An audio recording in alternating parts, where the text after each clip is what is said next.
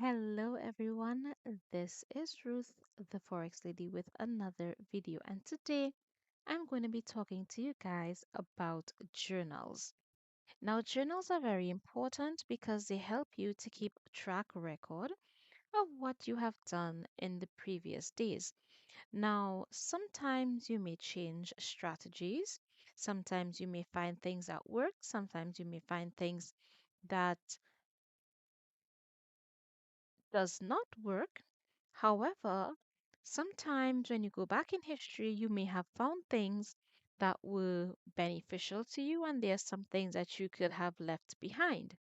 So, having a journal allows you to be able to go back and see the things that would have worked for you, the things that would have been easy for you, and the things that you would want to keep, and those that you would want to leave behind. Now, these are what I use for my journals, and I'm going to go through them so that you can have an idea as to what they are and why I do it that way. Now, bear in mind that I use Microsoft OneNote because it allows me to have different sections. I can add an additional month and so forth and so forth. Now, this is just an idea as to what I am looking for. So, firstly, I want to talk about the date. So, we start off with a date, which is self explanatory. Today is the 30th of January 2023, on whatever day that you are seeing this. Balance. The balance is the amount that you would have started the day off with.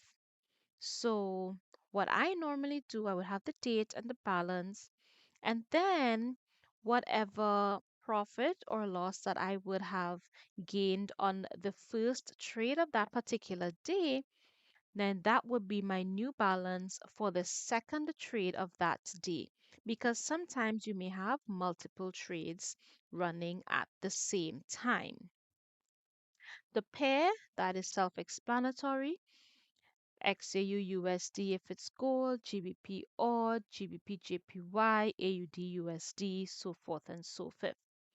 The order means if it's a buy or a sell. The entry price would be the price that you would have entered the markets at. That price you normally get when you look at your trade, either the trade history or while the trade is still running.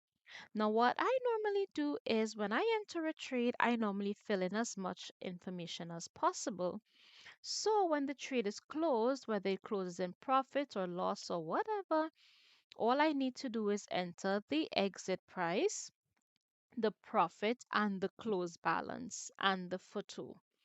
Everything else would have already been filled out. The exit price would be the price that you would have exited the market. Now, sometimes you would have put a take profit, and depending on slippage, it may even give you a few extra pips.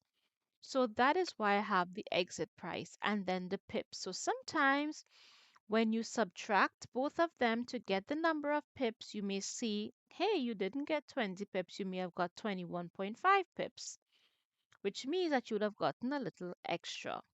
Lot refers to what lot size you would have placed on that particular trade. So whether it is a 0.01, whether it is a 1.00, that is what you place there. Now, depending on your broker and the account type, you may or may not have commission. If you have commission, you need to place it here. If not, then you can feel free to leave this column out. Next is the profit. This would be the amount that you would have gained during the trade. This does not include commission. So with whatever value, you would place that value there. If it's positive or it's negative. If it's negative, then you would obviously need to put a negative, or you can put it in brackets, you can put it in red. However, to simulate negative.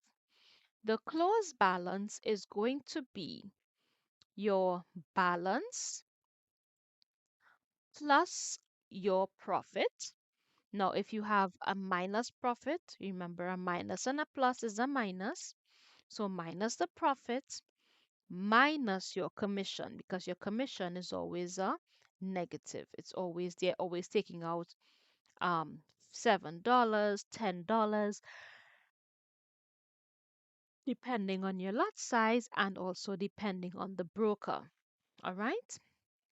And you get your close balance. The photo. Now, what I normally do, I normally go to my history and drag the trade from my history onto the charts, and you will see the open price, uh, uh, um, a horizontal, sorry, not a horizontal, diagonal line to the close price. I normally drag that into the chart with the chart that I would have used for my analysis, and I would have placed that in the photo section. So I see exactly what I would have seen taking that particular trade. And then we go to comments. Comments, you don't need to put your trading plan because you already know your trading plan, and your photo will clearly show you what your trading plan would be. So in the comments, I would put things like I followed my trading plan, I followed all my rules, I used the appropriate lot size, I was confident in the trade. It didn't play out at my best, it didn't play out the way I would have liked. However, I followed all my rules, so I feel confident that I in fact did that. If you want,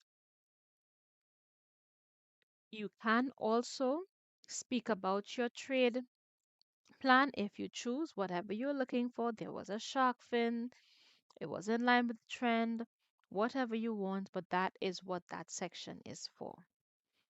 So, thank you guys for understanding the importance of keeping a journal. It is very, very important.